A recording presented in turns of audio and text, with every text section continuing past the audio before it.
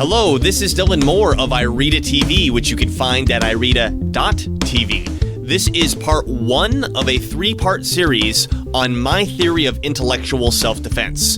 Whether you've had or haven't had any exposure to the topic of intellectual self-defense, I can assure you, you've never heard it from this angle before. My goal with these presentations is to give you a tool set which gives immediate, practical use to defend your mind against manipulation right now.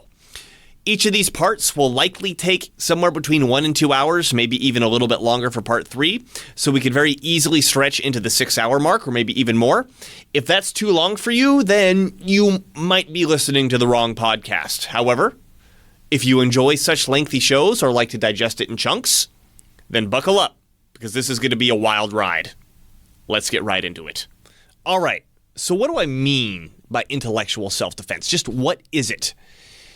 Like I just mentioned, this is how to defend your mind against manipulation. Now, what exactly does that mean, right? We're going to be diving into that and looking at it very specifically. But before we dive in on that, and I want to provide the proper framework before we get started so you can hopefully maximize what you get out of this presentation. So, first and foremost, if we're going to defend ourselves against manipulation, it's really, really important to identify manipulation. You can't defend yourself against anything if you don't know what's happening. I also want to point out that a large part of what I'm teaching in these three presentations is going to be speed. Speed is so important when identifying manipulation, because if you don't have speed, by the time you figure out that you're getting manipulated, it's too late.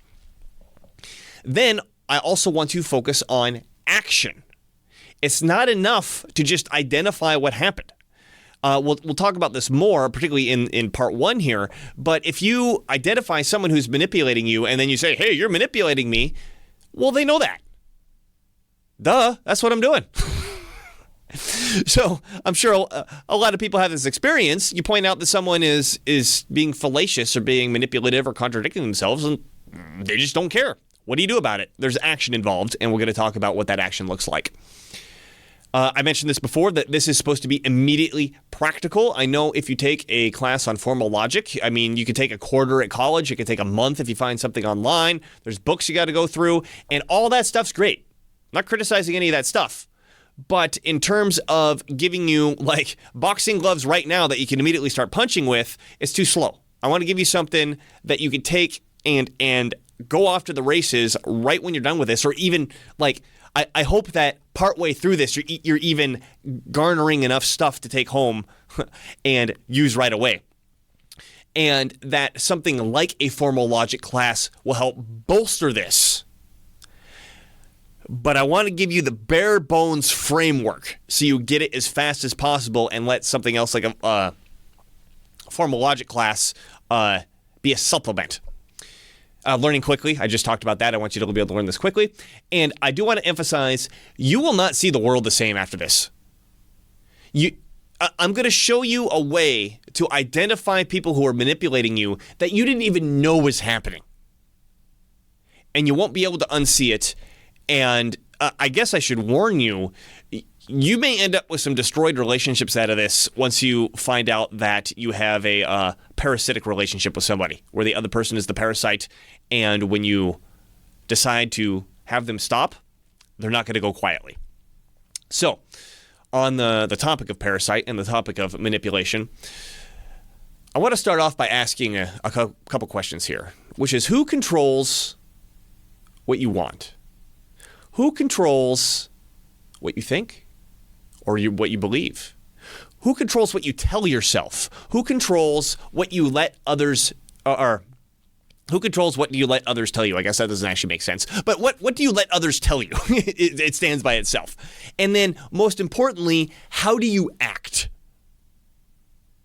based on these things? How do you act based on what you want, what you think, what you believe? How do you act based on what you tell yourself? And how do you act based on what you let others tell you? And I'm going to open this with a quote. I'll let you try to figure out where that quote's from. The picture here is your first hint. That's kind of a promise and a warning. Your desires shall become flesh, your dreams reality, and no fear shall alter it one whit. Whatever's going on up here in your mind is what's going to go on out here in the way that your body interacts with the world. So what exactly do I mean by that? So there's three aspects of our behavior. The first part is what we tell ourselves. This is our self-talk. So if you ever, a good way to identify this is like if you're driving, turn the music off by yourself, if you're walking by yourself, if you're sitting there by yourself, and you're just letting your mind wander. Pay attention to what your mind is wandering about. That is what you are telling yourself. That is your self-talk. Now, on one hand, there's an automatic process to this, but it's kind of similar to breathing, where I can focus on my breathing or hold my breath if I feel like it, but if I don't think about it, my body automatically continues to breathe. Self-talk is very similar. There's an automatic process that goes on, but when you put your attention to it, you can control what your self-talk is. Your self-talk controls your attitude, which is a thing that you can't control. Your attitude controls your behavior, and your behavior controls your self-talk. So the point that I want to make here, and this is a presentation all in of itself of how you could change your self-talk to change your behavior. That's not what I'm talking about today. What I'm talking about today is what you let other people say about you. Or what you let other people say to you is going to go into your head. It's going to affect your self-talk, which is going to affect your attitude, which is ultimately going to change or not change your behavior, depending on what you let inside. So to really emphasize this, I want you to take a second, take a minute, sit back and think. What is your wildest idea in Minecraft? I'm guessing most of the people who are listening to this right now have either played or have heard of and have some conceptualization of what Minecraft is. For someone who, for some reason, you have no idea what I'm talking about, it's a game where a world is created. I got the picture here of this pyramid. Like, you end up in the desert, you end up in the woods, you end up on the mountains, you end up in a plain, and you're just let free, and you can harvest anything that you see, whether that's wood or rock or grass or diamonds or steel or mud or whatever. You can harvest anything that you see and build anything that you want out of it. It's like this free roaming experience to build whatever you want. And people can get lost in this thing. In fact, I've got little kids, and while Minecraft is really cool, I'm afraid to show it to them because I'm worried that they're going to get lost into Minecraft and never come out of it. And again, even if you've never played it, especially if you have played, but even if you've never played it, looking at this picture here, you can see that somebody built a real pyramid. Not a real pyramid, but a grand pyramid in Minecraft, and it looks really cool. And you can see that Minecraft is really a great game to exercise your imagination on what you could build. And I want you to think for a second, just sit back, imagine Minecraft, even if you've never played it, and think of what's the coolest thing? What's the grandest, most amazing thing if I wanted to dedicate a month of a full-time job of playing Minecraft? What is the grandest, coolest thing that I can make in Minecraft right now? Take a second and think about that. Do you want to make a magnificent castle with a tree fort with a lava waterfall coming out of it, going into a great lake that has a palisade? I don't even know what a palisade is. Is that a boardwalk, or is that like a part of a palace? I don't know. But make these grand monument, city, pyramid, whatever. Think about that. Then think about finding some friends. If you have friends that play Minecraft, this will be easier to imagine. Or imagine that you had some friends who played Minecraft, and whatever amazing idea that you have, imagine going and saying, "Hey friends, I want to build this amazing idea on Minecraft." What do you think they'll say? Now, they might say, "Well, that's a pretty big time commitment, right? I mean, for you to build something like that." But at the very least, can you imagine your friends getting excited about something like that, right? And if they had the time off to, let's say everybody had a month off to play Minecraft, do you think they'd be excited to help you with that vision and support you with that vision? I think yeah, right? I think yeah. Now let's compare that to your wildest idea in life. If you're listening to the audio here, I've got pictures of real pyramids. In the previous one, I had a picture of someone who built a pyramid in Minecraft. What is your wildest idea in life? Take a second to think about this one. Do you want to build pyramids? Do you want to build a castle with a tree fort, with a lava waterfall coming out of it, right? What is your wildest idea in life of something that you want to accomplish? Now, whatever that thing is, I want you to imagine going to a group of friends and sharing your wildest idea that you want to do in real life with them. What do you think the reaction's going to be? Is it going to be similar to the reaction of building something in Minecraft inside of a fantasy video game? Or are they going to put the idea down? Are they going to tell you you're crazy? Are they not going to support you? Or would they even likely, if you went forth to actually achieve the wild idea, could you even imagine them sabotaging you? I don't mean literally like, taking a wooden shoe and throwing it into the machinery of what you're doing, but taking a mental wooden shoe and throwing it into the mental machinery of what you're doing. Yeah, you can't do that. No, that's not practical. That's not realistic. There's no way you'll ever get that done. Here are the 100 reasons why I know you could never, ever, ever do that. And what happens when we tell people this and they respond that way? We let it sink in. Usually we let it sink in. So the question, as we go into this topic of intellectual self-defense, is whose desire counts here? Is it yours or is it everyone else's? And more specifically, if it's the desire of somebody else. Now, there's a good point to be made here. Somebody else's desire might actually be better for you, right? Hey, I want to stay out and get drunk all night and spend all my money at Las Vegas. That's my desire. And then somebody else says, you know what? I really don't think you should be doing that because here's a valid argument of why that's bad for you. That's different from somebody manipulating you. That's different from somebody manipulating you. Let's get into that. And one more thing I want to get into before we get into what I'm calling the four circuits of human interaction, which is the bulk of part one here, is look at one more angle about how your speech or how your thoughts create your actions. So I've got a picture of a brain here, and this is my meager understanding of neurology, right? This is for me reading a book on neurology, so don't look at me like I'm some sort of neuroscientist or something, but I do know this. In order for muscles to move, we've got muscles, right? In order for muscles to move, neurons in the brain have to fire. And that, for any basic understanding of the brain, someone is going to nod and go, oh yeah, of course, because the brain is the command center, and in order for anything to happen in the body, the command center has to tell it what to do, and the command center talks by neurons firing, so of course, in order for muscles to move, neurons need to fire. Well, that makes sense. Did you know that in order for neurons to fire, muscles need to move? Huh? So this is in that book of neurology that I read. This is like one of the beginning chapters, and the author pointed out that this is one of the most fundamental things that you need to understand about neurology, is that there's a fundamental connection between neurons firing and muscles moving.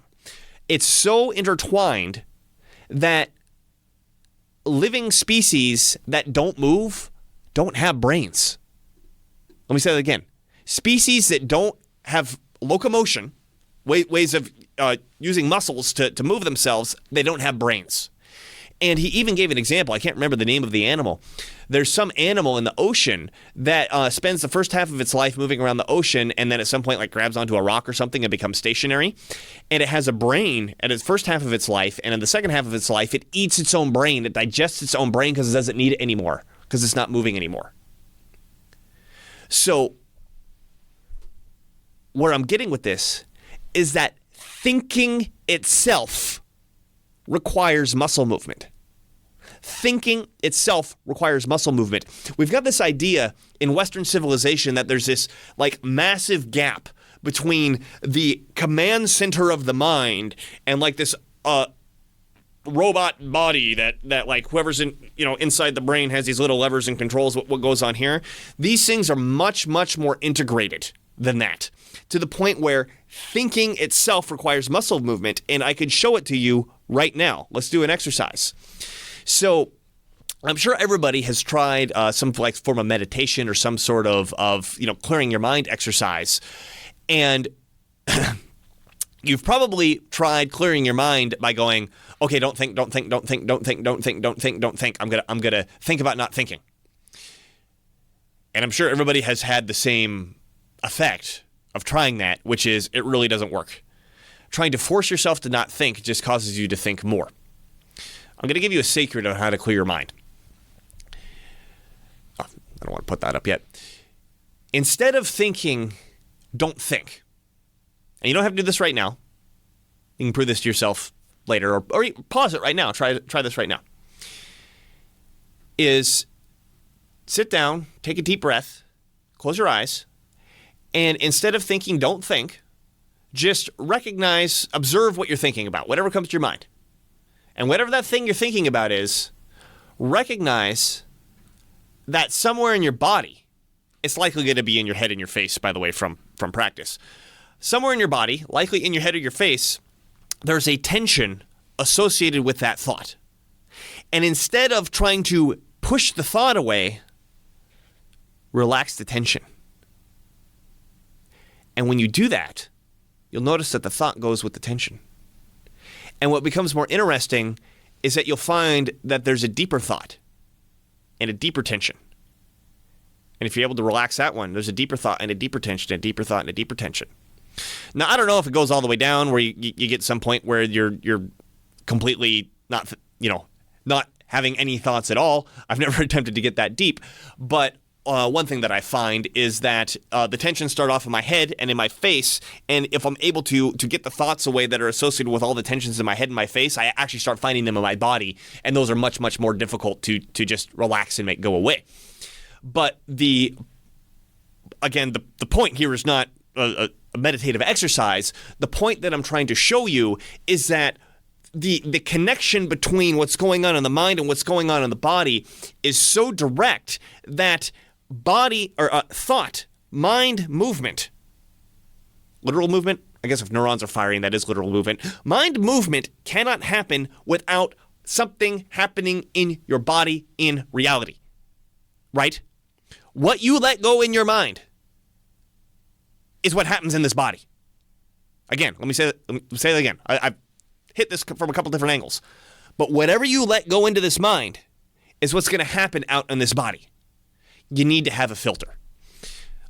Yes. And so the last part that I have here on this slide is that manipulated thinking manipulates the body. If I could use my mouth, I can use speech to manipulate what you're thinking. I can manipulate what your body does. So the entire premise of this whole thing on intellectual self-defense is that men are dealt cards to a game that they do not know how to play. Let me say that again. Men are dealt cards to a game that they do not know how to play. I'm going to teach you that game, the rules to that game, and how to become good at that game over these next 3 parts. So, tell me if this isn't a common experience. Do you ever feel like you're losing a conversation? Not a debate, not a fight, but that you're losing a conversation and you don't know why. Can't figure out what's going on. Do you ever felt like you're in a conversation with somebody and your valid arguments just do absolutely nothing? They just go poof, and they just vanish in the wind. Or the person that you're discussing with just completely ignores their own contradictions and moves on as if nothing happens. I'm sure you've had this sort of experience, and the question I'm positing here is, what's missing? Like, what's going on here? What I realized, this was I won't say the beginning of my journey of intellectual self-defense. This is where it clicked. Is that reasonable people are the only ones interested in being reasonable. If a person is not interested in being reasonable, then you trying to be reasonable with them doesn't do much. Let me give an example. This is a story of when this idea really clicked for me. So I spent some time, several years actually. Hold on, I need a drink of water. I spent several years, couple years, 2 years, several, might be more than two, traveling through Europe. I did, the hitchhiker backpacker thing through Europe. And at one point, I was at Augsburg, Germany, for a seminar on something unrelated to this show. And I went there with some friends. I was living in Vienna, and Augsburg is like 5 hours by car from Vienna. We show up to the seminar. It was a big thing throughout all of Europe. People from all over Europe were coming to participate in the seminar. And on Friday, we were all meeting at a restaurant. Seminar was over the weekend. And I was sitting at a table with a group of my friends from Vienna, and all these people were coming in from all over Europe. And at the time, I was I like to call myself a misadventuring vagabond. And I had long since run out of the original money that I had gone to Europe with, and I was still wearing the clothes that I'd had for 2 years that were honestly starting to fall apart. And I had this one particular shirt that I had made in my basement in Vermont with the friends I was living with when I lived in Vermont that said "Fluoride kills." I don't like fluoride in my water, in case that wasn't clear. And in Europe, it's kind of an empty political statement because they don't really fluoridate their water. I'm just a poor schmuck who didn't have anything to wear, so I was wearing this fluoride kill shirt. And as our food's coming in, talking to my friends, this guy comes over to the table, introduces himself. He's from the Ukraine. His English was impeccable, and his name's Edward. And he asked if he could sit down next to us. We're all friends here. Sure, let's hang out and meet everybody. And sounds great. And he goes, "Hey, I want to ask you about your shirt." And I'm a little shocked because this is the first time anybody in Europe, I've been there for over 2 years at this point, anybody in Europe has asked me about this shirt. And I'm like, what do you want to know? Do you want the long version or the short version? Because, we're about to eat. I don't know how much time you have. I could talk about this a long time. I've got a degree in chemistry, so, that doesn't mean I'm right about whatever I'm about to say, but I do know a thing or two about chemistry, right? And he had this very strange reaction of, just tell me. And I'm like, no, seriously. I'm thinking, I want to respect your time. Do you want me to give you a brief idea, or do you want me to give the whole thing? Oh, just tell me. And I thought, okay, that's kind of weird. And so I start talking, and the guy doesn't let me get 3 sentences in before he says something to the effect of, "Oh, yeah, I knew somebody who said that, and he was an idiot, so that's wrong." And I shook my head for a second, and I'm thinking, well, first off, I haven't even said enough to make a point yet. I'm 3 sentences in, and you knew someone who was an idiot who said that, therefore I'm like, what? That doesn't make any sense. So I started over again, and it just kept happening. 2 or 3 sentences in, he'd interrupt me. 2 or 3 sentences is, stumbling over my words. 2 to 3 sentences in, he'd interrupt me, and I felt like I was losing. And I'm like, what am I losing? I'm trying to exchange information. How do I lose here? And it was at this point I started to notice that he had this ridiculous grin on his face. And he was leaning back in his chair with this total ridiculous grin on his face. And it clicked to me. Had there been a recording, you probably would have seen an actual light bulb go off over my head. It clicked to me that this person had not actually come over to ask me about fluoride. This person had come over here to make fun of me. And at that moment, I took a step into a zone that I'd never taken a step into before. I remember my food had come. I had a fork going to my mouth with food. I put the fork down. I looked right over at him, and I said, "If you don't change your tone of voice, I'm not telling you anything."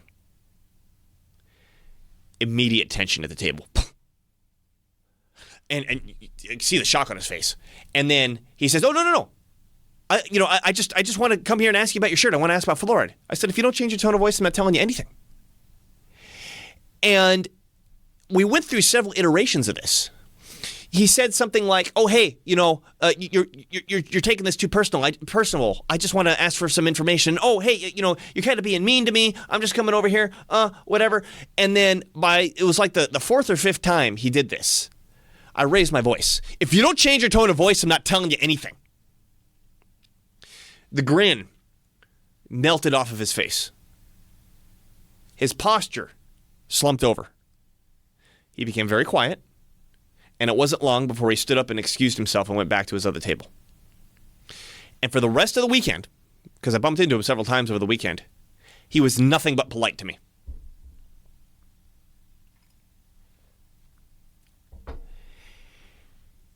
And I was in a little bit of shock because I was still processing what the heck just happened. I'm going to tell you, as we go through this, exactly what happened. But at the time, I was processing what happened. And now, don't forget, all of my friends were sitting at this table. And they all leaned in and said, "Dylan, that was really rude.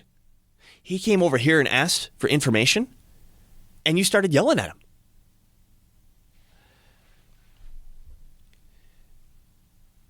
We're now getting to the problem. The problem isn't just the manipulator. The problem is also everybody else watching. Because they don't know what I'm going to be presenting today, they can't recognize manipulation either. And if you defend yourself, and we're going to talk about how to defend yourself, they're going to blame you for starting the fight. So what do you do about that? We'll get into it. So, the first thing that I took from this interaction is that I needed to stop being reasonable. I got my space back. I got the guy to go away once I stopped being reasonable. In order to defend yourself up against manipulation, this is the first thing you got to learn. So this is what my focus is going to be through these three parts. It's not going to be formal logic, although in part 2 we're really going to be taking an angle at formal logic. It's not going to be on fallacies. Nothing wrong with fallacies, but that's not what I'm going to be focusing on. My point is going to be identifying sophistry, which I'll define, and manipulation as quick as possible. And then once you've made the identification, act on it. Now, as I mentioned before, that this is a 3-part course. What are the 3 parts? The first part is the rules of the game. Men are dealt cards to a game that they don't know how to play. I'm going to teach you the rules of that game, which I call the 4 circuits of human interaction. The second part is going to be the theory of the game, looking really at, kind of the glue that holds the game board together, and the basics of how to define what manipulation is, and the beginnings of how to identify it. Then part 3, which I call and then part 2, is what I call the line of reason. Part 3, which I call the chain of responsibility, is how do we now speed that dial up? How do we come so fast at identifying manipulation that people don't even see you move? You turn into an intellectual self-defense ninja. And part 3, it's my favorite part, is where this gets really, really, really dynamic and really, really takes off. But I'm going to have to set the framework, and I'm going to have to set the ground rules by going through parts 1 and parts 2. So let's get into it finally. Part 1, the 4 circuits of human interaction, what I'm calling the game board. So, disclaimer, as I go into this, I am not a psychologist. I know that this is way oversimplified, and you could probably nitpick it and poke some holes into it. And I don't care. It doesn't matter. What I'm presenting to you is a map. The map is not the same as the territory. What I'm presenting to you is a map that is a tool that is good enough to work. It is good enough to work. You'll see what I'm talking about when we get there. Okay, so here's the overview of the 4 circuits. The first is that all human beings have 4 basic methods, which I'm calling circuits, of how we interact with each other. I'm going to go over what each circuit is, how does each circuit work, how do the different circuits interact, and which of these interactions are manipulative. So, the first circuit, I'm going to call the biosurvival circuit. This is a circuit that all life needs to survive, even if you don't have a brain, right? For muscle movement. This is like the primal basic ability to survive.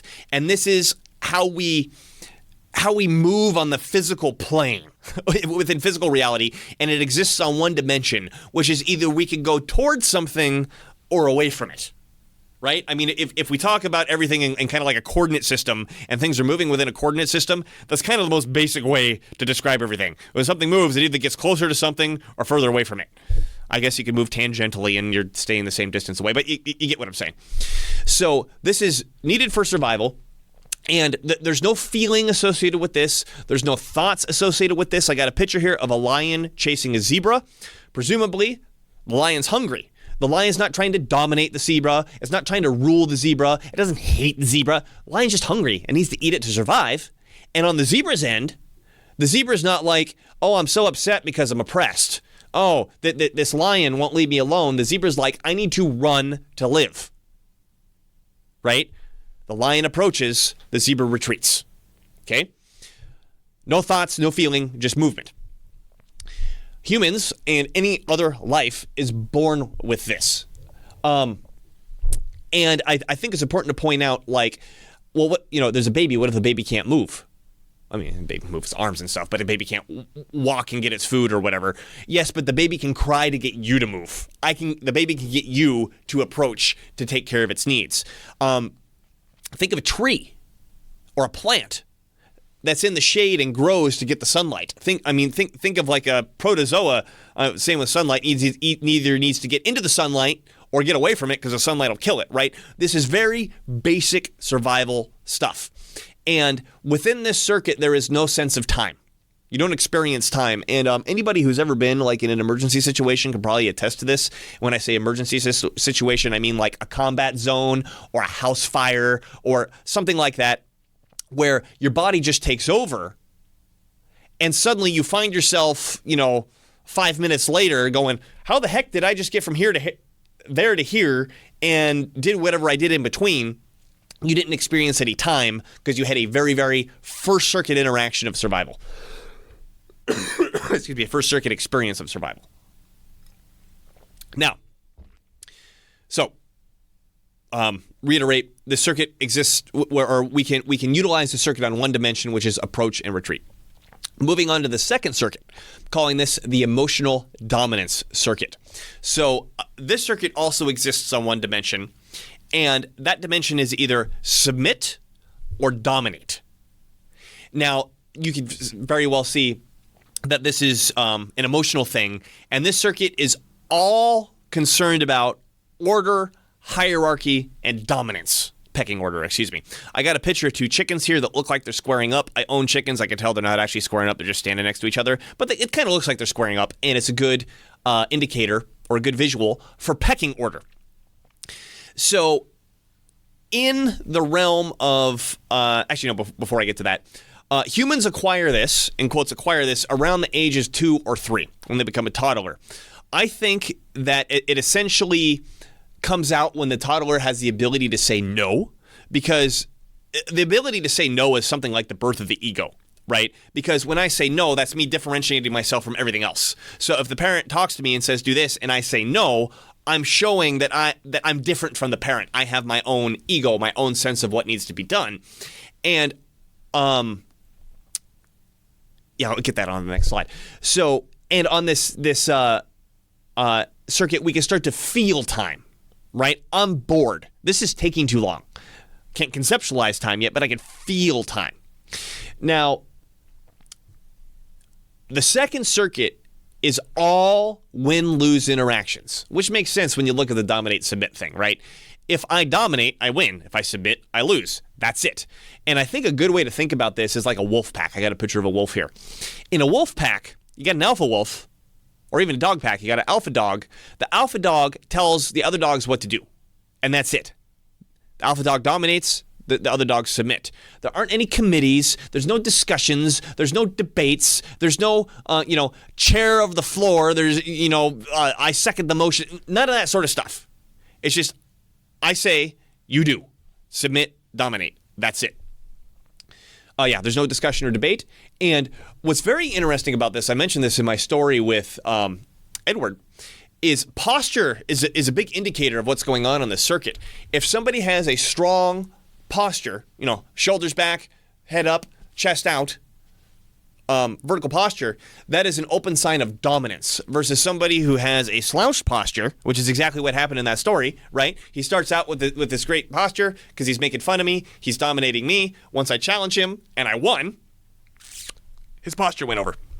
So, okay, I got the pictures here. I got the meme-worthy Giga Chad on the dominate side and someone who looks like he just got fired on the submit side.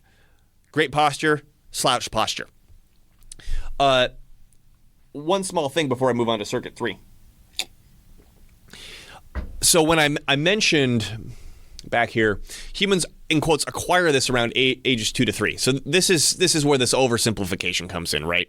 So as I go through these 4 circuits, I'm going to be talking about when the human beings, in quotes, acquire this circuit. This is totally oversimplified. Every single one of these circuits, the human being has some sort of capacity at, even when they're born. But in terms of what I'm describing here, humans don't really get the full capacity of these circuits, in specific circuit 2, until around toddler age. And I can attest to this with my own kids, having gone through the toddler age. Once they hit around the age 2, they were just obsessed about who's in charge. Who says, who gets to speak, and who gets to do based on who's speaking. So let's get to circuit 3. So circuit 3, I'll call the rational semantic circuit. This is the first, in quotes, human circuit, right? So circuit 1, all life has. Circuit 2, only more advanced forms of life have, right? Like a lizard, I don't think has circuit 2. Are there lizards that live in packs? I don't even think so. Like I don't think crocodiles really engage in any sort of feeling. They're just like these cold-minded killing machines, right? For circuit 3, now we call this a human circuit. Yeah, okay. Monkeys or dogs or whatever, or I should say chimpanzees or dogs or whatever, can show some sort of understanding of language, right? This is really the circuit of language. But ultimately, it's humans. This is really what begins to separate humans from everyone else. I've got a Rubik's Cube here as a picture, as a perfect example of something that needs to be rationally understood and rationally addressed in order to complete what it was intended to do, which is, of course, a certain type of game. So humans acquire this around the age 8 or 9. And I really understood this when I looked at my own history growing up. Around age 8, at age 8, I remember I was in 2nd grade, I decided I loved math. And I was about math everything. And in 2nd grade, I remember my teachers teaching us not just multiplication. I learned about multiplication in 1st grade, but teaching us why multiplication works. So she had like these little block units, individual ones, and these ones that added up to 5 and then a 25 square. And she said, look, we say 5 times 5 equals 25. If I take 5 blocks and I add them up, and I got 5, and I do that 5 times, and I count up all the little individual blocks, they're going to count up to 25. That's why 5 times 5 equals 25. Versus what I learned in 1st grade is like, here's your multiplication tables. Just repeat what I say. I'll give you positive reinforcement. If you get it right, I'll give you negative reinforcement. Not like, I don't know, you get beaten or anything like a Catholic school or whatever. But, just like, no, that wasn't the right one. 7 times 3 is 21. It's not 12 or whatever, right?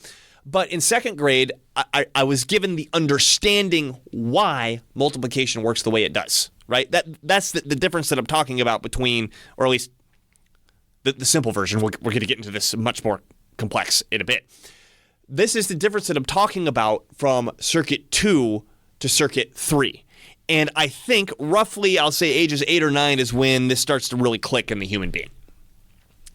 This circuit has no particular dimension. You could say it has no dimension, or you could say it has infinite dimension, because we can utilize the semantics to create and destroy dimensions as we wish. This is where win-win interactions are possible. Utilizing the third circuit, I can understand what you want, you can understand what I want, and there's a possibility that we can come up with a solution that serves what you want and serves what I want at the same time. Win-win. And on the third circuit, this is when we can begin to conceptualize time. Kind of similar to me being able to conceptualize multiplication. Like, in second circuit, this is taking a long time, I'm bored. Well, you usually get bored within 30 minutes, and what we're going to do takes an hour, so get ready to be bored. Oh yeah, I get that, right? You can conceptualize how long time is. And we are going to be coming back to analyze the third circuit. There's a lot more detail to get in here. Much more about the third circuit later. Right now I'm going to get through these four circuits so we can have the basics before we move forward into that.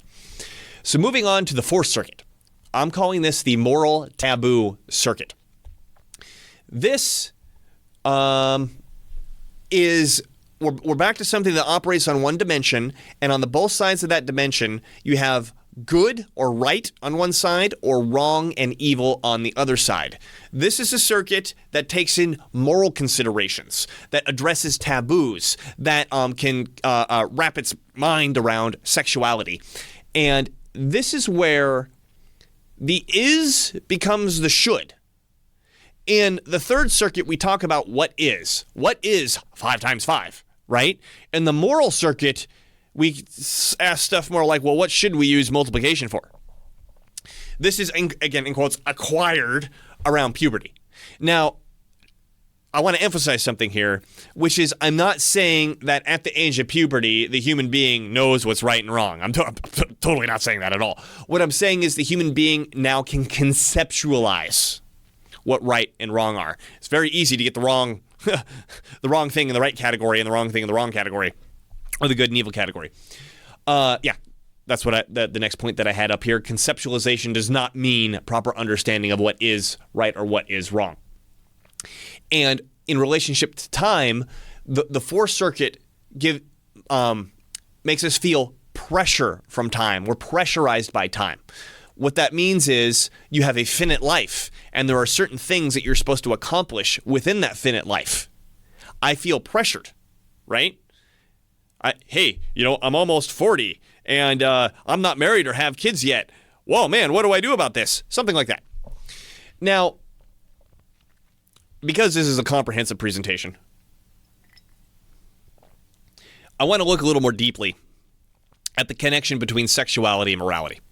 Because this was a quandary for me for a while.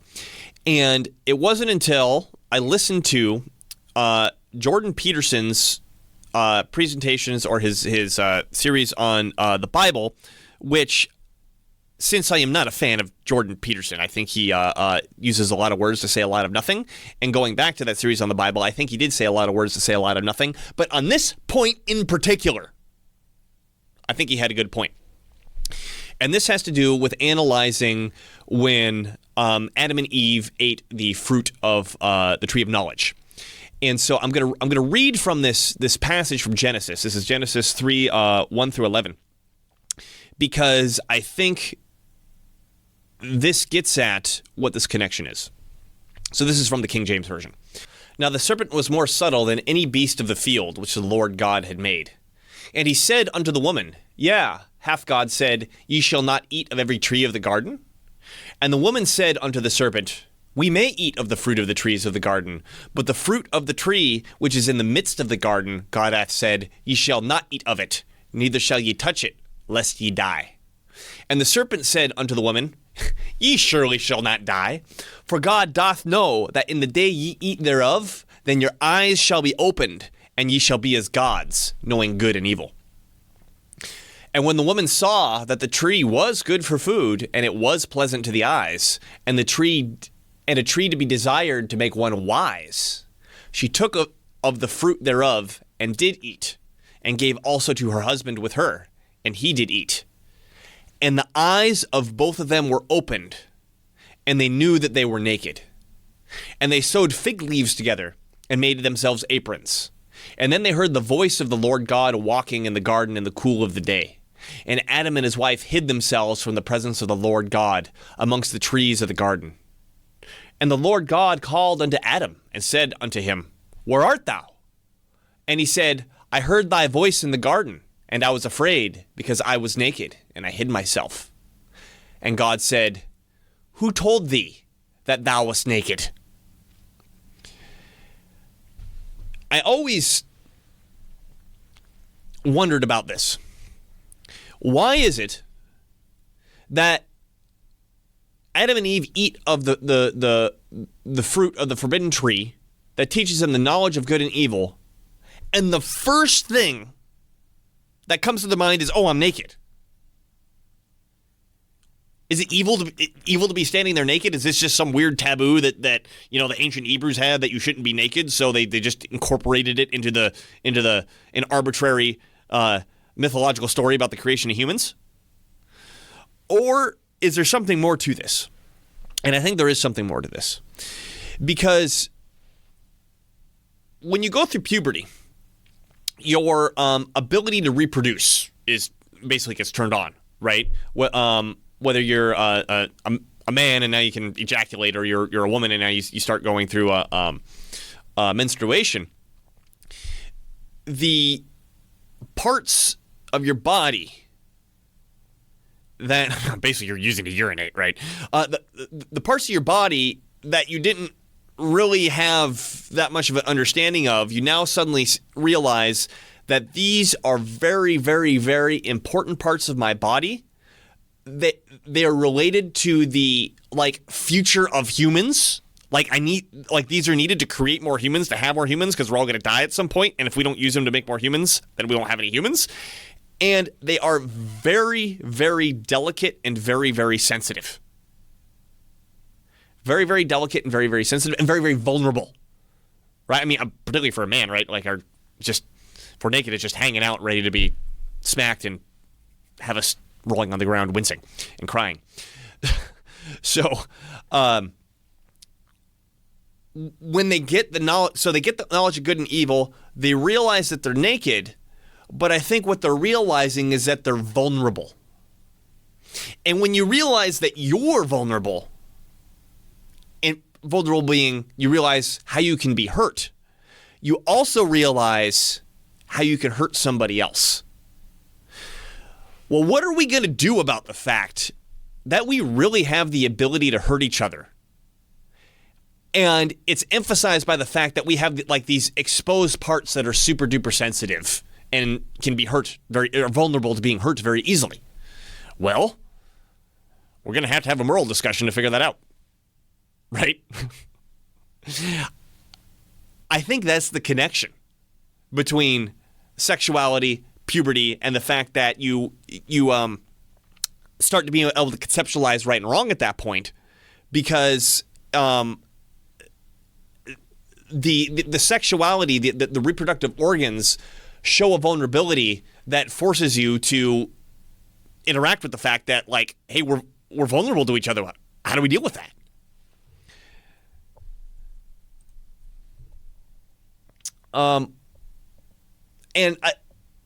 This nuance is a little tricky, so I want to give a couple examples of how Circuit 4 is a little bit different from Circuit 3, or I should say a lot of bit different from Circuit 3. So let's ask some questions and see what circuit we would need to address these. So in Circuit 4, you could ask something: should schools require the Pledge of Allegiance? Is it okay for girls to wear short skirts? Is it rude to put my elbows on the dinner table? Now, I'm not trying to answer any of these questions. What I'm putting forth is that these are Fourth Circuit questions. The Third Circuit has no idea how to handle these. Here's some examples of Third Circuit questions. What's the best price to optimize profits? How many bricks are needed to build this house? What's the best wrestling technique to pin an opponent? It's almost like something you could stick into a calculator. I mean, obviously not with the wrestling technique or whatever, but there's a very rational way to approach it versus, okay, should schools require the Pledge of Allegiance? Well, there isn't an algorithm to address that.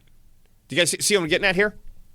Before we get into that, so I'm going to tell another story and I think hopefully this helps elucidate the difference between these two circuits. You may have heard of the movie Jesus Camp. I guess this came out like freaking decades ago at this point. I think I was in high school when it first came out. And I remember people at school talking about this movie, which what I heard from them was that it's this documentary about how these church communities in the Deep South or Midwest or wherever the heck they are, brainwash their children to be like cult-like followers of the church that they belong to. And when I heard this, I'm like, I have absolutely no interest in watching that movie because that sounds terrible and boring. I think it was after college. It was back when I smoked weed. I was stoned one night, and I'm like, okay, I'm going to watch this movie. And I watched it with my friend. And what I had heard was not what I saw. Well, not what I saw. What the movie's actually about, and I don't know if it's a real documentary or fake or, there's some documentaries when the documentary person doesn't explain what they're doing. I'm kind of like, how much of this is real? But let's just assume that it's a real documentary for now. But the premise wasn't that the parents were brainwashing these kids. The premise was the kids were already brainwashed.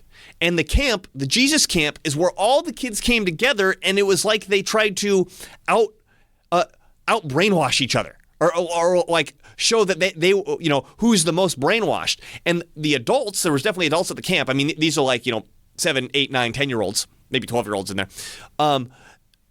They were there, but they largely they largely took a step back.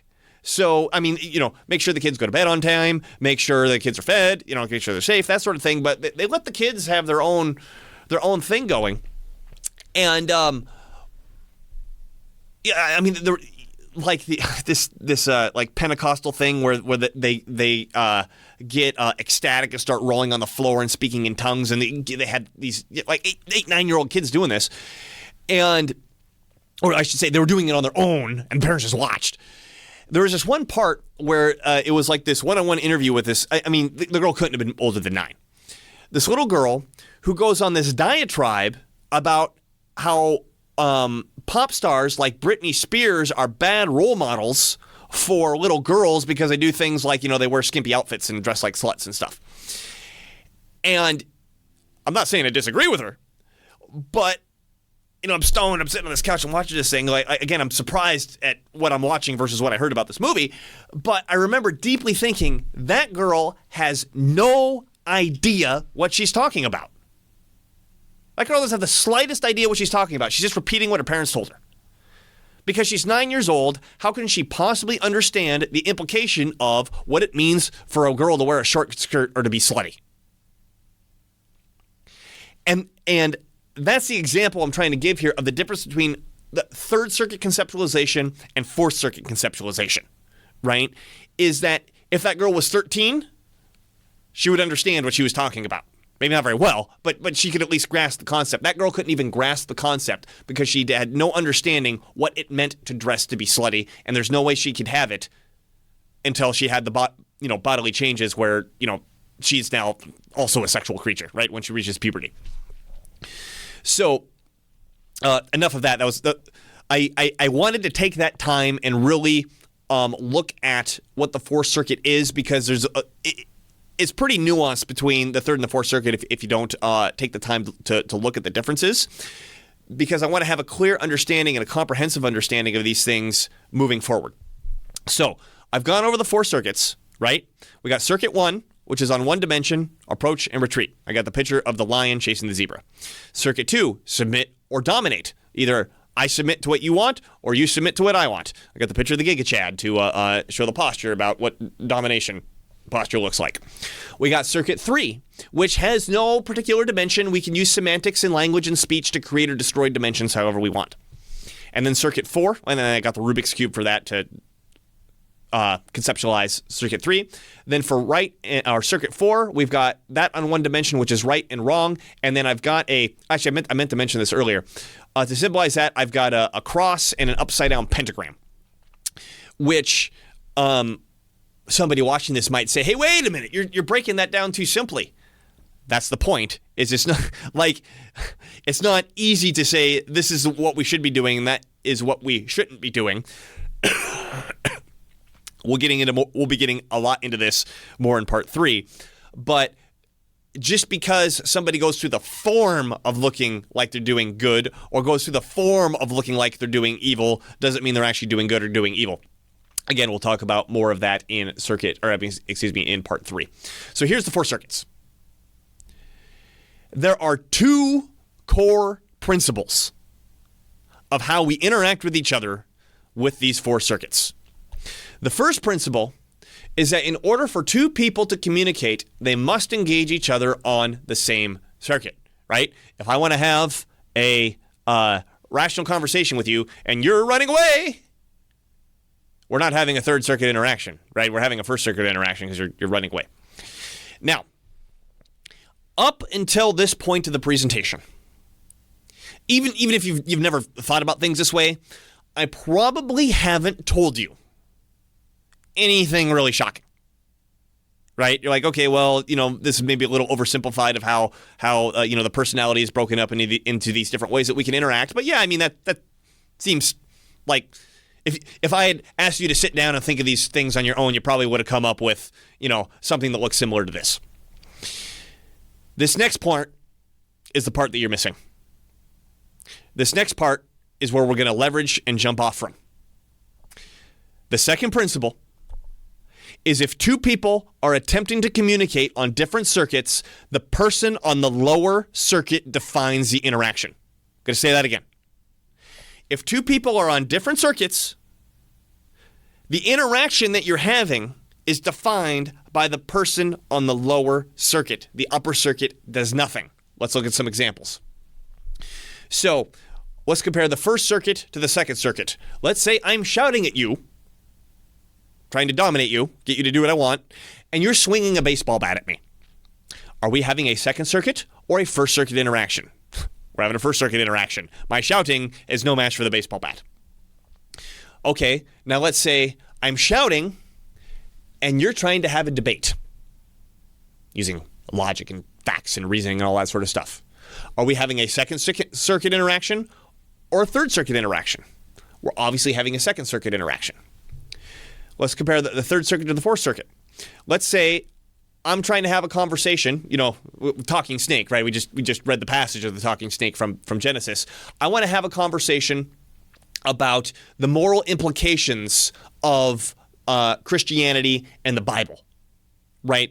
What can we understand from this? And you find some smug atheist that goes, oh yeah, well, you just believe in a talking snake. Talking snakes don't exist, so you're dumb. I'm sure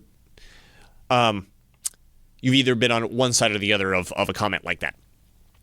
So that using like the hard cold facts of, well, snakes don't talk and this is about a talking snake, so obviously this isn't what happened, completely overlooks the fact of, like I just spoke about, like I just gave could have made a full presentation all by itself of what moral implications can we draw from the story of Adam and Eve in the garden and Eve being tricked by the talking snake, right? You can't have that conversation if someone's just like, well, it's a talking snake, it's a talking snake, it's a talking snake. So lower circuit sets the interaction. Now, of these, most of the differences are very obvious, right? Whether I'm on the first circuit or the second circuit or whatever. There's one that isn't. There is one that isn't. And this is where we get into sophistry, and this is where we get into manipulation. So, using the Google definition of sophistry, which could be manipulated at any point because that's the way that the world is going, Google defines sophistry as the use of fallacious arguments, especially with the intent of deceiving, which I would say that's a good definition of sophistry. And if you don't know, you probably do listen to this, but in case you don't, you should probably know the history of the word sophistry. So, sophistry, the root word of sophistry is sophia, which is the Greek word for wisdom. And it's kind of bizarre that we have, okay, wait a minute, we use the Greek word of wisdom for wisdom to describe when somebody manipulates you? What? the story goes that back in the time of Socrates, there were a bunch of people around Greece that felt that they were very smart and wise, and they called themselves as the sophists, the people who had Sophia, the people who had wisdom. And Socrates said, I want to become wise. I'm going to go visit all these sophists and talk to them. And he, one by one, went to them and found out that they were all idiots. And I guess the impact of this interaction was so great that the connotation of sophist since then, or I don't know, maybe it's from the medieval era when all this stuff was refound, but the connotation of sophist means something more like bullshitter, as opposed to somebody who's wise. So, we'll get into semantics definitely in part 2 here, but just so you know where the word sophistry comes from and why it has turned into basically the definition of manipulation. It comes from people calling themselves wise when they're actually manipulating others. So I said we were going to come back to circuit 3. In order for us, I said, okay, there's 2 circuits that interact that are that is very difficult to spot. I'm going to look at how circuit 3 works more in depth so we can understand where that spot that's difficult to spot is. So, circuit 3 is governed by the rules of formal logic. And it works something like this. Again, we're going to go into this way in depth in part 2, but I'll just glance over this for now. So, if you ever learn formal logic, you at some point will likely run into these 3 sentences. The first is Socrates is a man. The second is all men are mortal. The third is, therefore, Socrates is mortal. Now, the first 2 sentences, Socrates is a man and all men are mortal, these are observations, or we could also call these knowledge. I could observe that Socrates is a man, and if presuming I'm alive at the same time he is, I can observe that Socrates is excuse me. I can also observe that all men are mortal, because I've never seen anyone live forever. Everybody I know dies by the time there's a certain shelf life on humans, roughly 120 years. Once they hit that point, their likelihood of continuing is very slim. So there are, and then on this third part, therefore Socrates is mortal, is an extraction from these 2. And the way that we extract this third part is we break up the terms inside the first 2 sentences. So in the first sentence, we have Socrates is a man. There are 2 terms here, Socrates and man. So I'm saying Socrates is term A, man is term B. In the second sentence, I have all men, which is just the plural of man, is the first term, and mortal as the second term. So men, again, is B, mortal is the third term, which is C. Now, in the the third sentence, we have Socrates, which we've already said is term A, and mortal, which is what we've said is term C. Now, what's happening here is there's a connection. There's a common term between the 2 sentences, which is men, or man. That's term B. And with that common term in the first 2 observations, that allows us to extract reasoning, that allows us to extract understanding of a third thought, which is that therefore Socrates is mortal. Again, presuming I'm living at the time and Socrates is standing right in front of me, I have not seen Socrates die yet.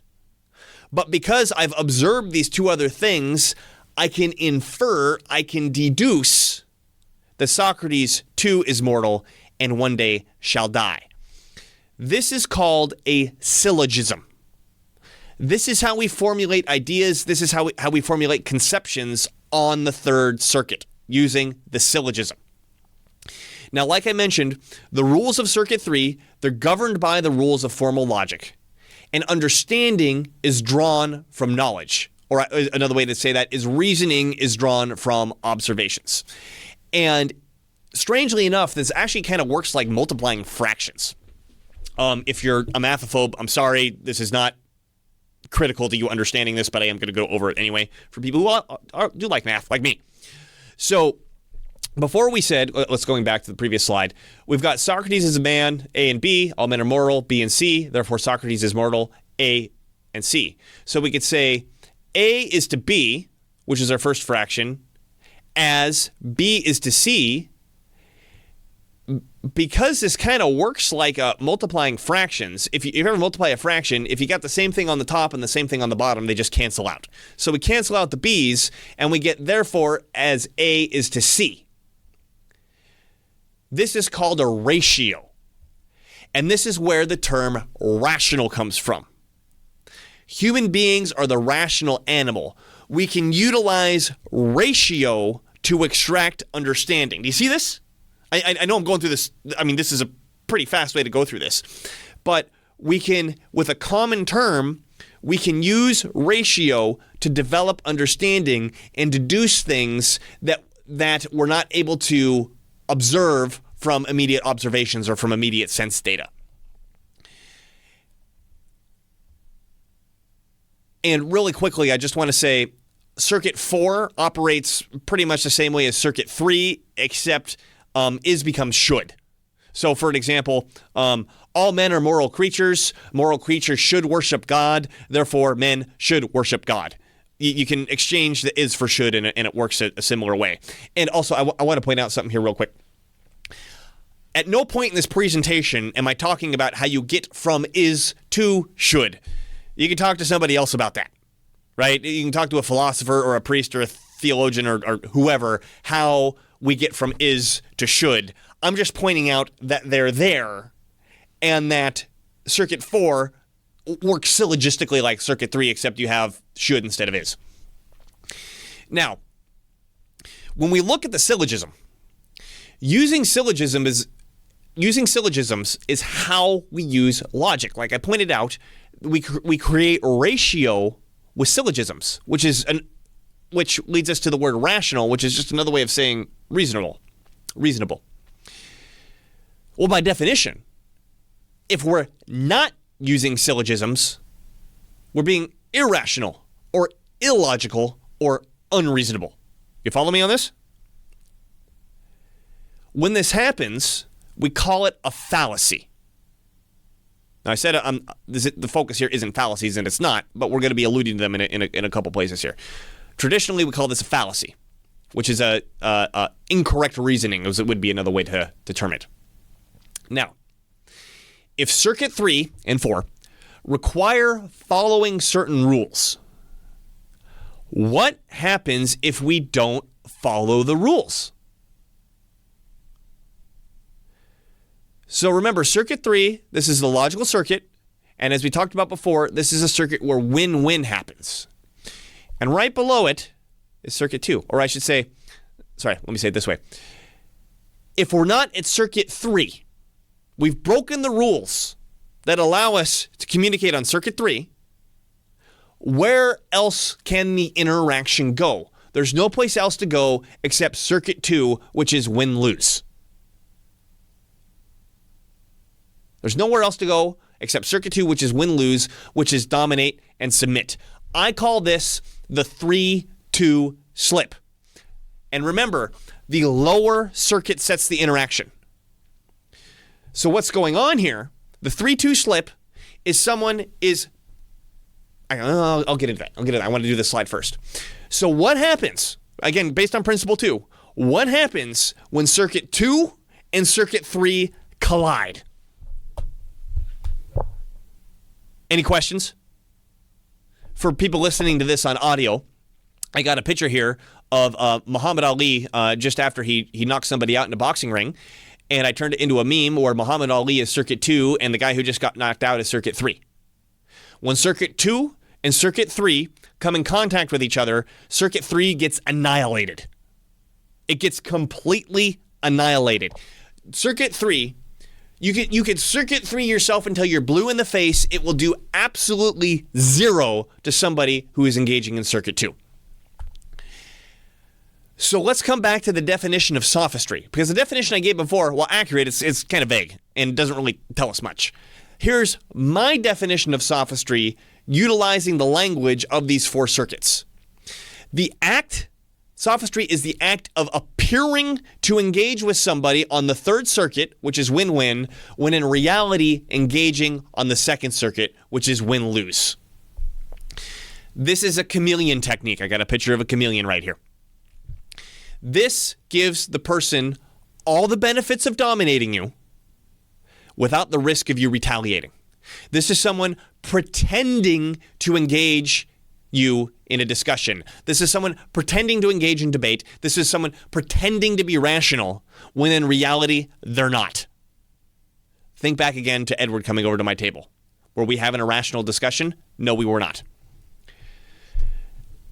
This leads to what I call the chess dilemma, or another way of saying it is smart person problems.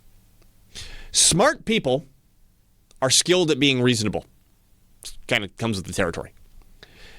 Because they're skilled at being reasonable, they become comfortable at being reasonable. And they realize that being reasonable is morally superior to not, right? I mean, if you want to engage with somebody and convince them of something, it is morally superior to convince them using rational arguments and facts, real facts, than it is to beat them up or shout at them or manipulate them, right?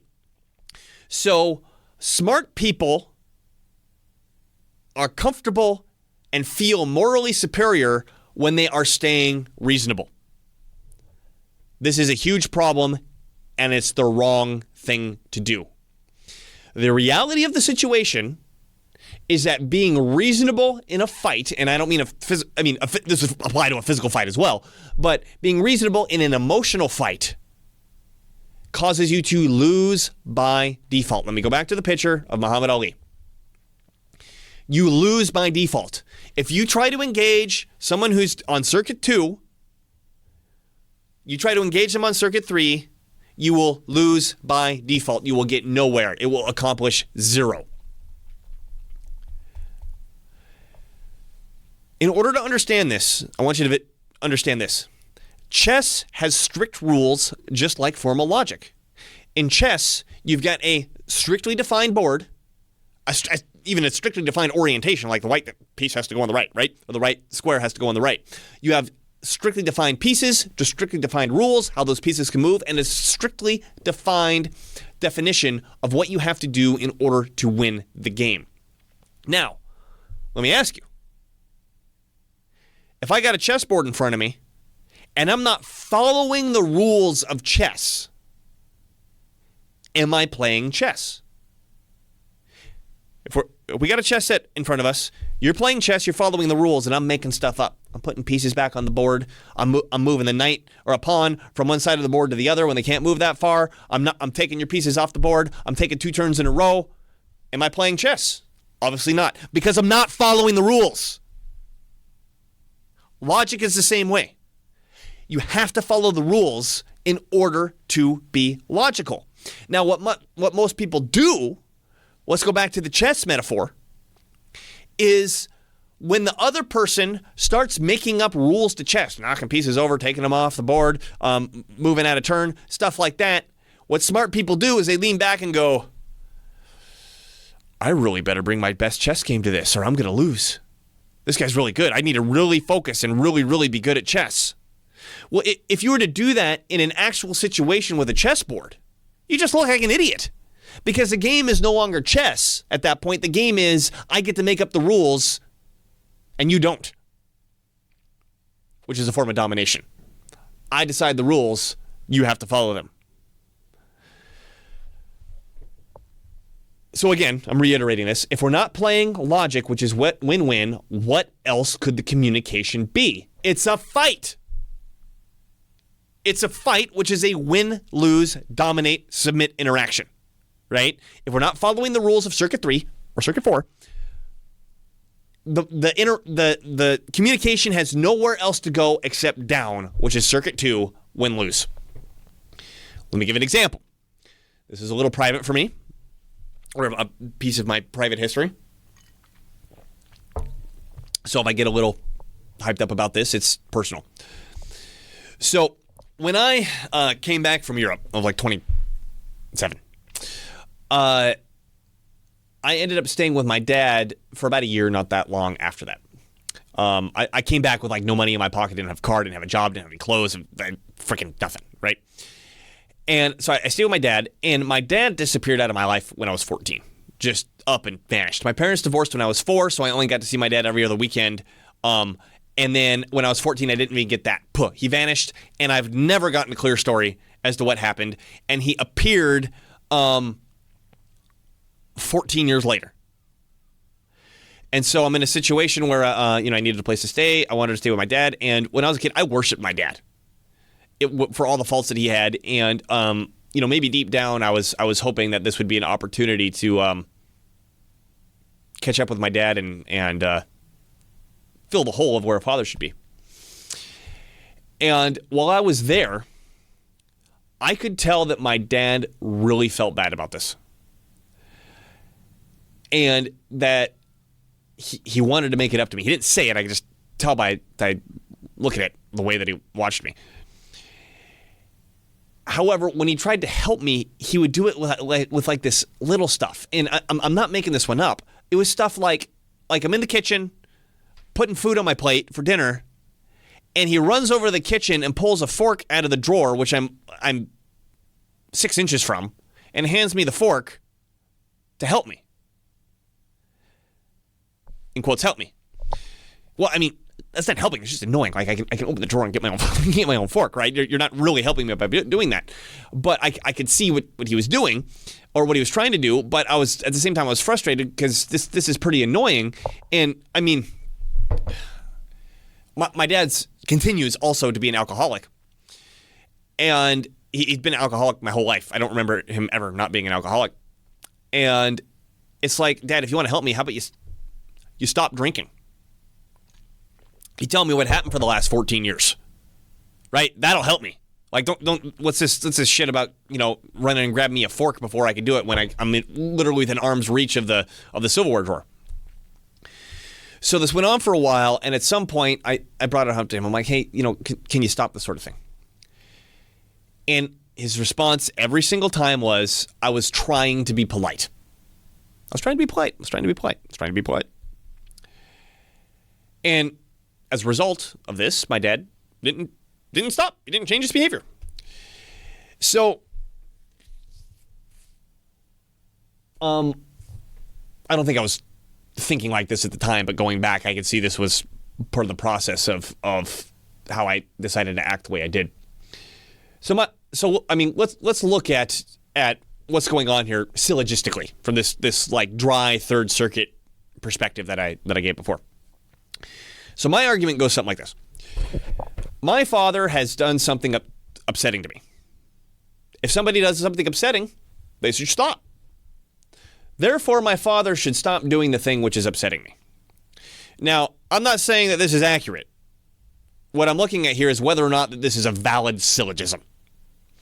So if we do the A is to B is to C, therefore B is to C. So my father being A, doing something upsetting is B.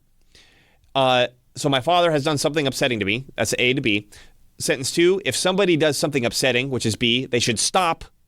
And then, I don't have it written, but they should stop doing the thing which is upsetting, which is C.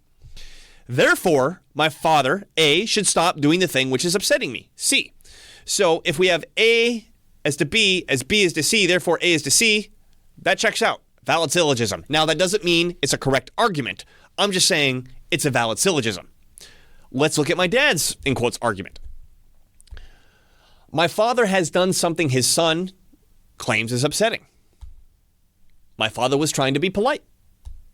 Therefore, my father does not need to stop doing what his son claims is upsetting. Let's, ABC this. So my father is still A. What his son claims is upsetting is B.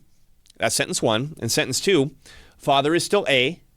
Trying to be polite is now a third term, so we'll say that's C.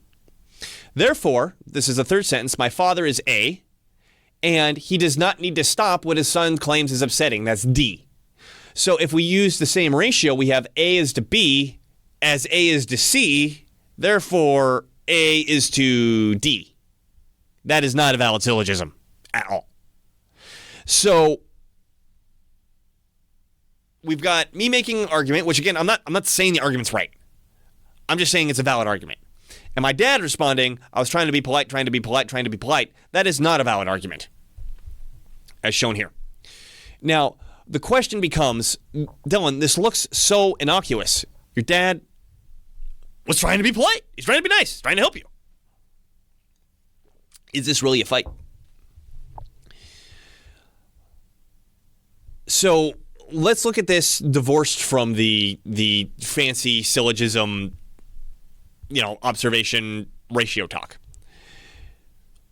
What are the desires here?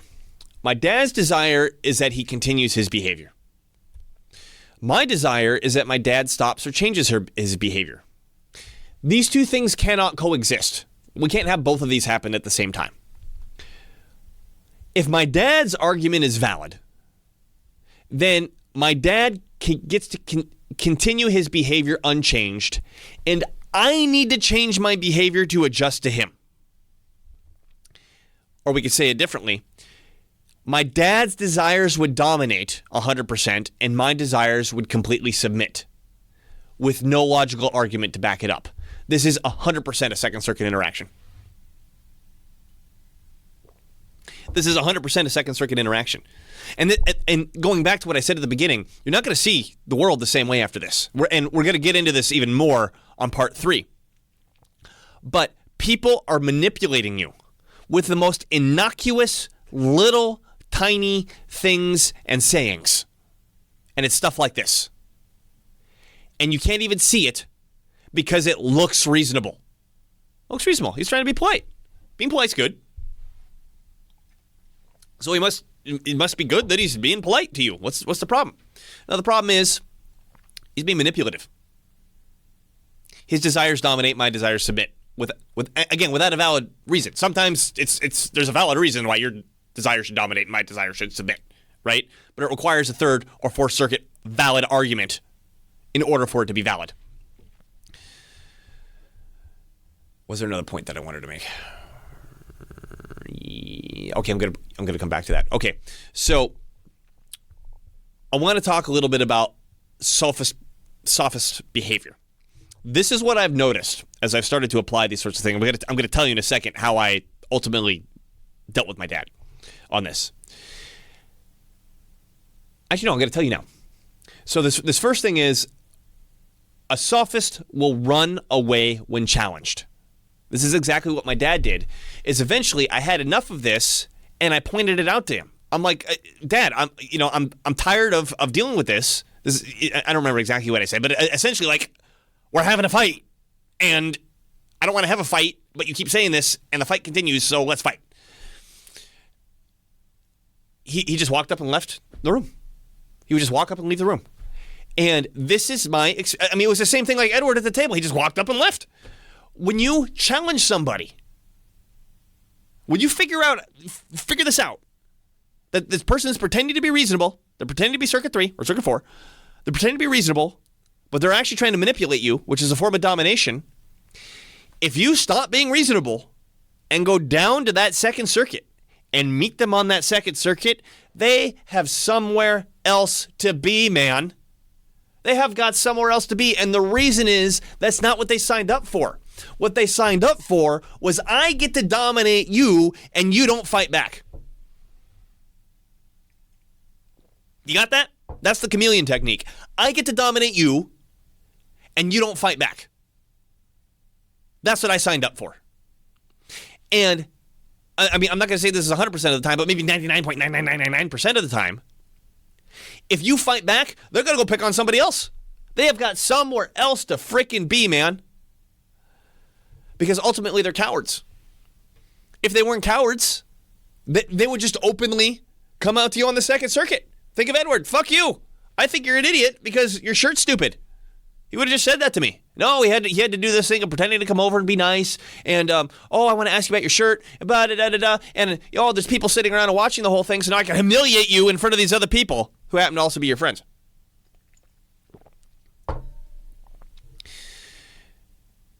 And if you eat it, then you're the coward because you're afraid to stand up to it. But,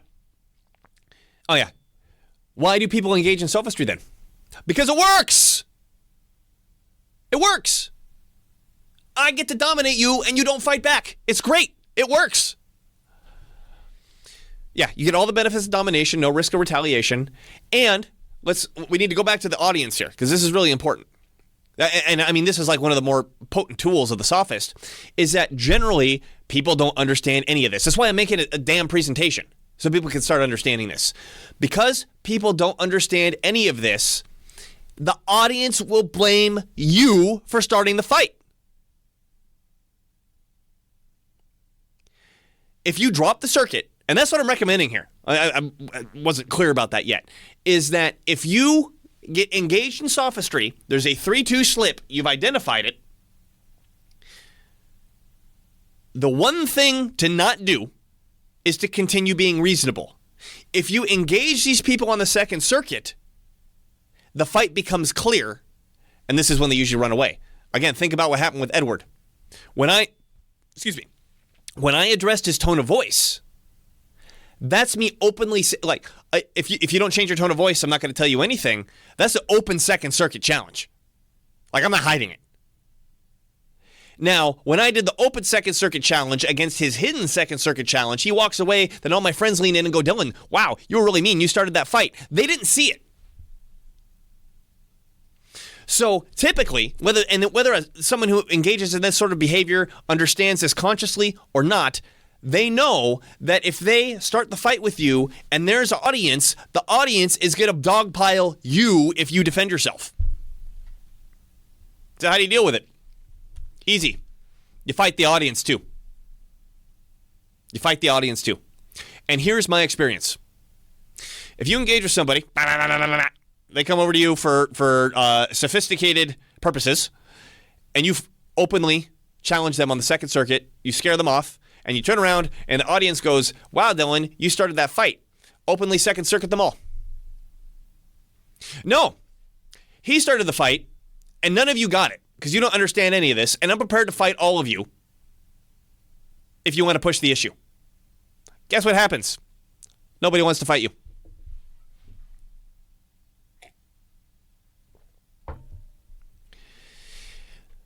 The audience is also on the Second Circuit, and they will also run before they fight you. They will also run before they fight you. There's another point coming to my mind. I don't remember if I put this on the slide. Hold on a second. So I didn't put it on the slide. I want to emphasize this point. So now there are exceptions to what I'm saying here. Is every single sophist you're going to bump into a coward that's going to automatically run away? Not necessarily, but at the very least, you want them to think twice about tangling with you. This is like any school bully sort of interaction. Like if there's a school bully who's been picking on you and you fight back one day, even if you lose, boy, gotta be a little more careful around you next time.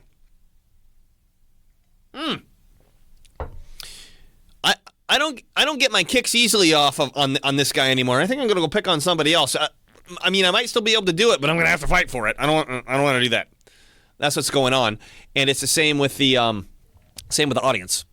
Is even if they walk away fuming, thinking that you still started the fight, they're gonna think twice about messing with you in the future.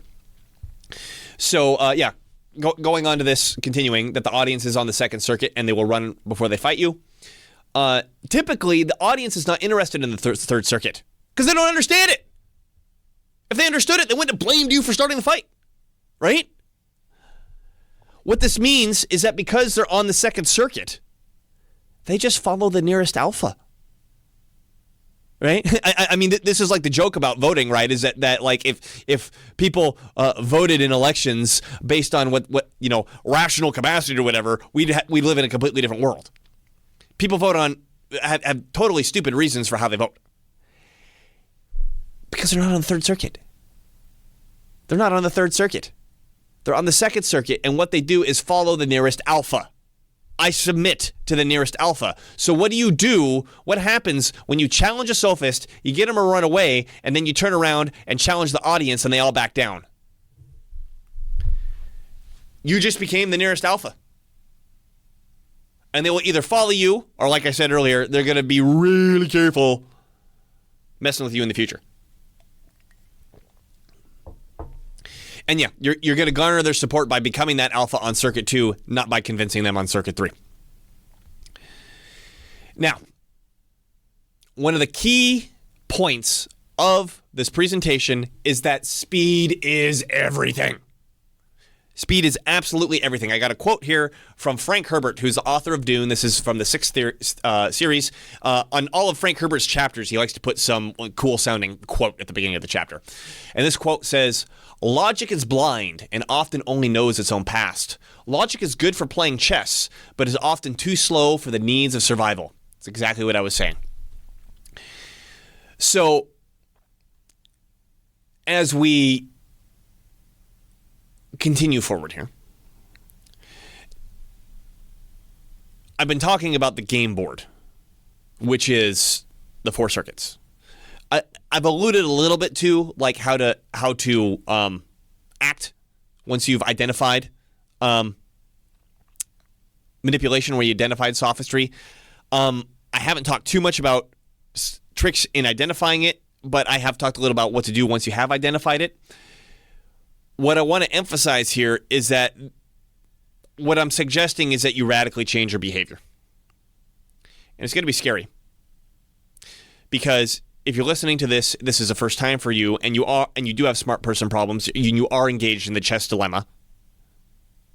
You let people spin you in circles because you don't realize that you're getting manipulated. You need to learn to have confidence and not hesitate.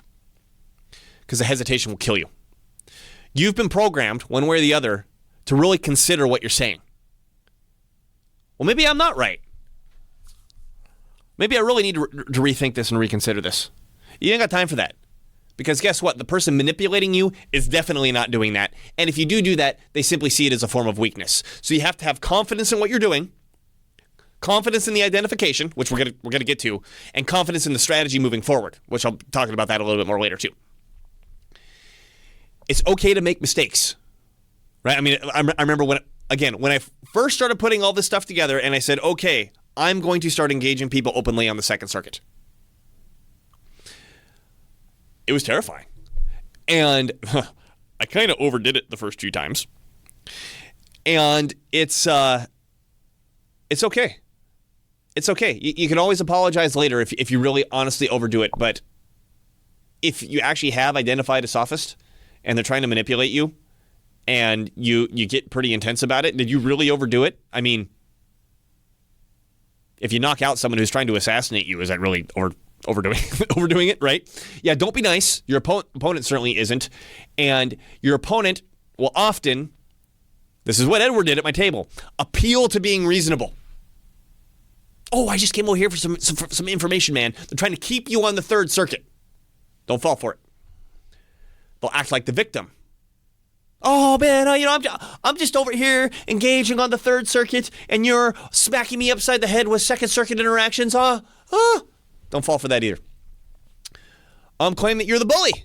Oh, man, I'm just like over here by myself, and I was just minding my own business, and you're just bullying me. And don't fall for that shit either. Don't fall for any of this. Remember, it was the sophist who threw the first punch. So we're now coming to the end of part 1.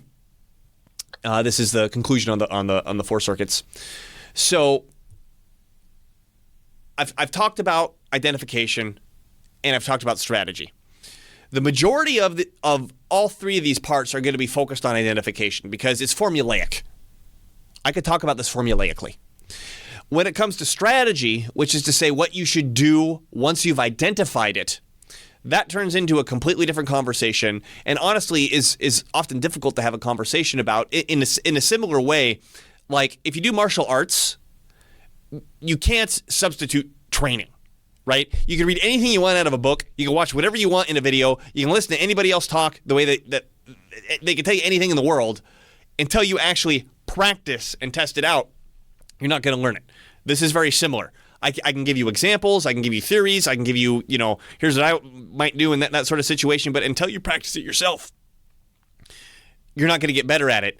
And also very importantly, there's no one right strategy. It's going to be very apparent, if it hasn't become already, that I have a certain strategy that works for me, which is, I should say, very confrontational. That doesn't mean you have to use a confrontational strategy. The core of what I talk about is to stop being reasonable. I think that might even be, we'll get there. The core of what I'm saying is to stop being reasonable. Although I do want to put one asterisk on that. If you're there's 2 points where you continue to be reasonable in a situation like this. One, like if there's a gun pointed to your head, you get kidnapped and someone's trying to talk to you and they're doing 3-2 slips on you and you feel that you have to play along in order for him not to shoot you, yeah, go ahead. Continue being reasonable in that case, right? Or you got to identify if the interaction's even worth your time. If you're pumping gas and some homeless tweaker comes up to you and starts, shouting that you're being manipulative or whatever, is it worth your time to pull out the intellectual self-defense guns or to just play along, pump your gas, and get out of there, right? I mean, you got to pick your battles, and you got to be aware of your own safety.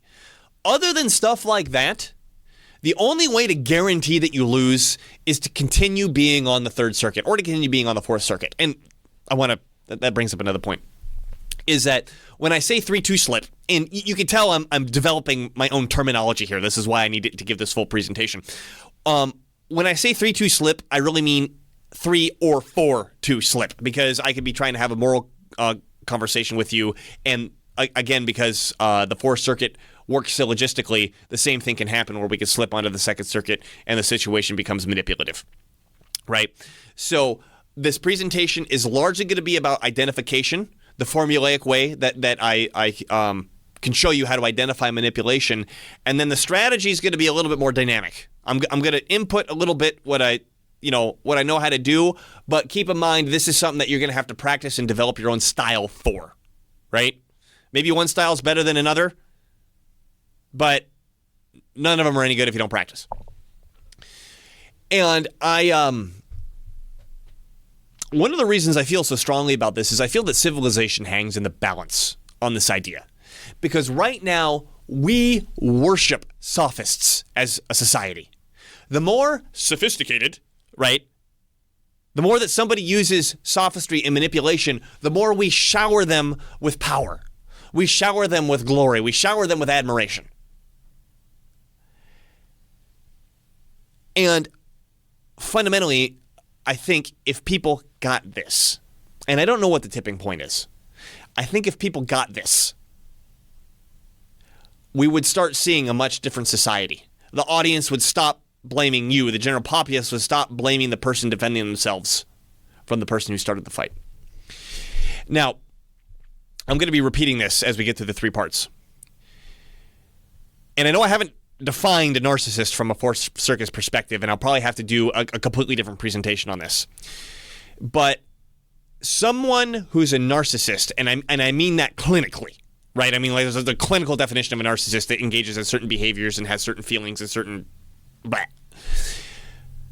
Any strategy that I talk about over this part 1 or parts 2 or parts 3, do not use on a narcissist. You will lose. You will lose. You have to have a completely different angle and understanding when it comes to narcissism. And this is a reiteration of what I just said earlier. I believe that there is a tipping point that when a certain percentage of the population understands the relationship between the Second and Third Circuits, or the Second and Fourth Circuits, human societies will finally have the potential to organize peacefully.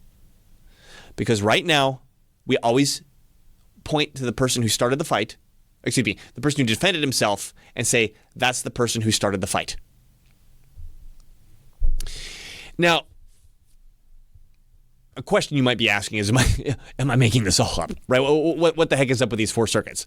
And I want to point out, I'm going to tell specifically in a minute where I originally got these ideas from, but that this idea of recognizing these different, we'll call them components of the human personality, goes way back. I was reading Plato's Republic after I started formulating these ideas, and I was shocked to see that Plato divides the human pieces up into 3 different parts. And the translation into English are some weird words here, but the first part or the element, he breaks these up into elements, he calls the concupiscent element, which literally means lustful. The second is the irascible element, which means easily angered. And then the third is the rational element, which is finally a word that I recognize that I hadn't seen for the first time. That I hadn't just seen for the first time. When Plato is discussing the concupiscent element, it is very clearly that he's describing it in the same way that or very similar way, excuse me, that I've described Circuit 1. When he talks about the irascible element, he talks about it in a very similar way that I've described Circuit 2. And the rational element is, well, I mean, obviously, Circuit 3. I mean, we both call them rational, right? But I would also say that he's lumping Circuits 3 and 4 into the same element, because there are a couple times within Plato's Republic that he makes a reference to the fact that the rational man makes the proper sacrifices to the gods. So, which is to say, the rational man has the proper understanding of morals. So he kind of clumps Circuit 3 and Circuit 4 together. That's 2,500 years old. I am not the first person making these observations between these different components of the human personality. I think I might be the first person comparing them in this way, but I'm not the first person identifying them. Let's even look at the Bible. We've already talking about Genesis. So God creates Adam. Or maybe even God creates the world or the universe. Circuit 1. God gives Adam dominion over the earth. Obviously, Circuit 2. God tells Adam to name all the creatures, to use his semantic ability to and speech to organize and name all the creatures. Clearly, Circuit 3. And then Adam eats from the forbidden fruit and gains the knowledge of good and evil. Very clearly, Circuit 4. So let me give the direct credit to where I got this from. So and even the language of the circuits, I got from the book Prometheus Rising by Robert Anton Wilson, which is exemplified by the cover here, which is a organic man rising from a broken robot. In this book, Robert Anton Wilson actually discusses 8 circuits. He has 4, in quotes, basic circuits, which are the 4 that I discussed here. And there's also 4 more mystical circuits that he explains these aren't something that humans automatically get. These are something you kind of have to work for and attain. If you want to read about that, it's not pertinent to my conversation here. If you want to read about that, go read about that. And his focus on the book is more about deprogramming yourself, which is where the human coming from the robot is symbolizing. Is that you've been programmed on these 4 circuits to be controlled in a certain way, so here's how you deprogram yourself, which is interesting. I mean, you can go read the book for that if you want to. And Robert Anton Wilson's source, he says in the book, is actually from Timothy Leary. So, and I don't know what Timothy Leary's source is, but I mean, we'll just call Timothy Leary ground zero here. Timothy Leary is the first guy who comes up with these 8 circuits.